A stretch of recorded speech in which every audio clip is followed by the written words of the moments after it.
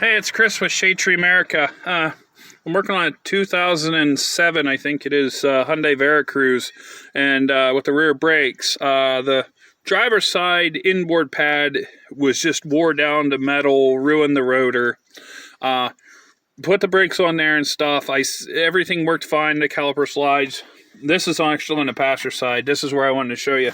I have a clamp on this right now, C-clamp, or a welding clamp, trying to push that in, and it's not going. This is a quick way to test if you're able to get the bleeder open to test if this is a hose failure or a caliper failure. 9 chances out of 10, this is probably going to be a caliper failure because of everything being cold. Hey guys, I stopped the video really quick. I'm in editing right now, and I wanted to explain something.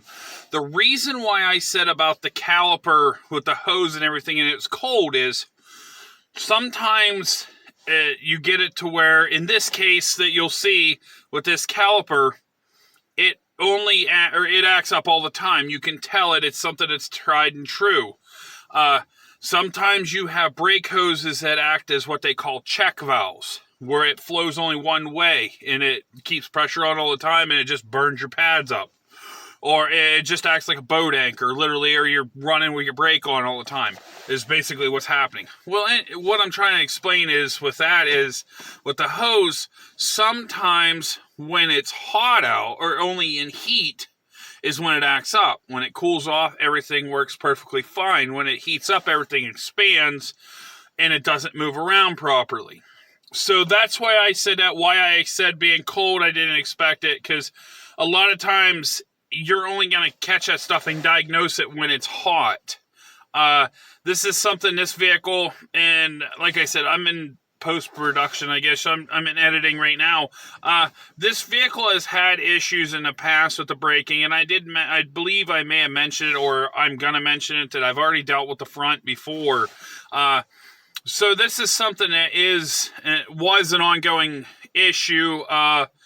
After driving the vehicle myself beforehand, I didn't really notice an issue before, but seeing the fact that caliper was locked and it wasn't sliding, the piston wasn't moving, so it wasn't working basically as a brake. Vehicle is fine. It's on about a 200-mile trek today. It's on the road. It's doing good as far as I know so far.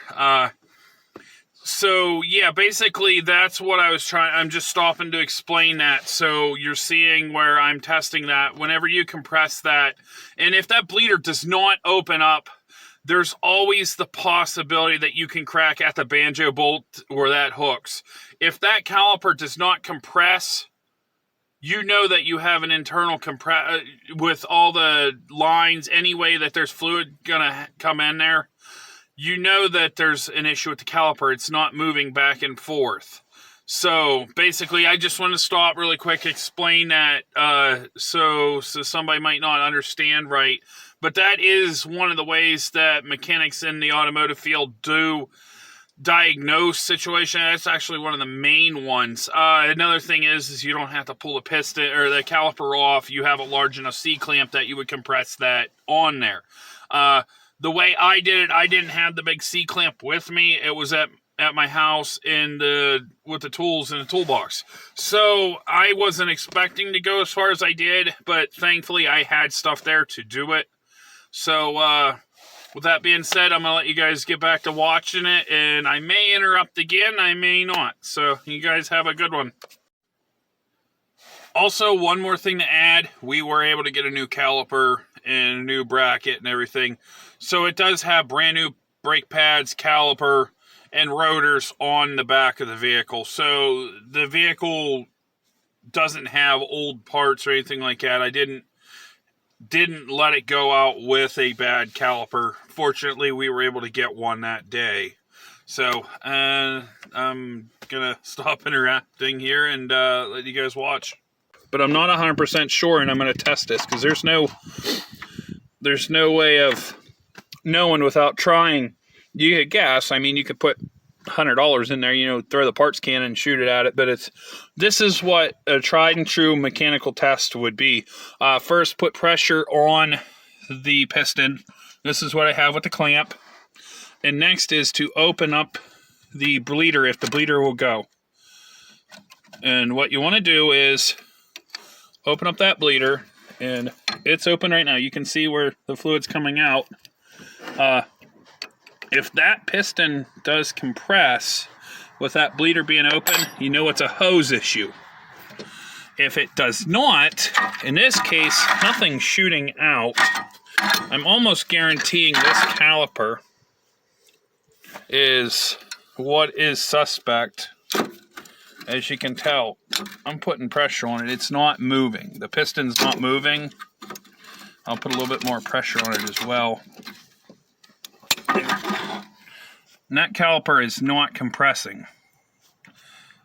So this has a bad caliper. That's a quick and easy way to tell if you need to know.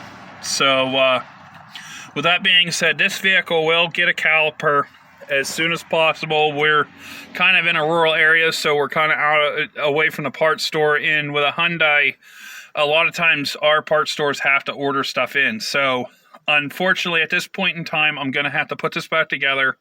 So the person that has this vehicle, it's not mine, it's my sister's, so she can get back and forth to work for a day or two until she can get a caliper and this can be done. They're pretty simple to do, you know, the 2 slide bolts plus the banjo bolt. So it won't be anything hard to do, probably about 15-20 minutes, and then maybe a little bit of take the air out for bleeding. So just a quick one here for you guys.